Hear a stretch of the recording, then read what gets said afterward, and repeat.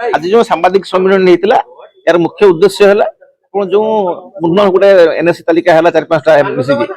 चित्रटा राजगोविंदपुर बस्ता बालियापाड़ को पुणी उपेक्षा करागला आवश्यक भित्तिभूमि थाई कि 1997 मसीह जो तत्कालीन विधायक जनार्दन महांती समय आरंभ होता प्रचेषा बारंबार ये जो एनएससी नहीं कि आम अनशन कर 2023 मसीह 2024 मसीह बंद कर 2025 मसीह बंद कर विभिन्न समय धर्मघट मुख्यमंत्री आरंभ कर सचिव नगर उन्नयन मंत्री समस्त को लिखित भाव में जनईचु जे बालियापाड़ कहीं राजनैतिक षड्यंत्र शिकार होगी बालियापाड़ एनएससी हो पार ना आम बारंबार गणतांत्रिक उपाय जाइचु किसी फल पाइनु तेणु बाध्य होचु चरम बाणी शुणा सरकार को जदि 30 दिन भितर आगामी 30 दिन भितर बालियापाड़ को एनएससी करने प्रक्रिया आरंभ न हुए ताले मु सत्य मत घोषणा कर 30 दिन पर विधानसभा हो कि कलेक्टरेट हो कि बालियापाड़ हो जगह कहबी कि निश्चय आत्माहुति देवी सरकार कुंभकर्ण नीति भांगिया बालियापाड़ तार हक देवाई निष्पत्ति ना बाध्य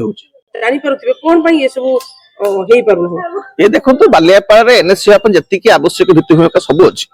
विभिन्न सरकारी आमको प्रतिश्रुति मिलता प्रशासनिक स्तर 2023 मसीह एनएससी हेले बालियापाड़ प्रथम हम किंतु दुखर विषय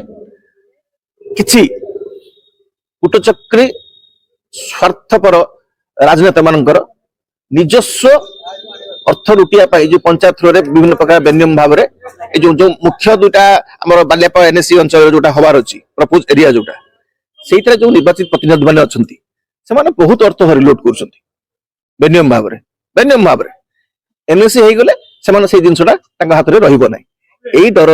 यही भय स्पष्ट कह सबदिन भल पाए एवं भी कहूँ से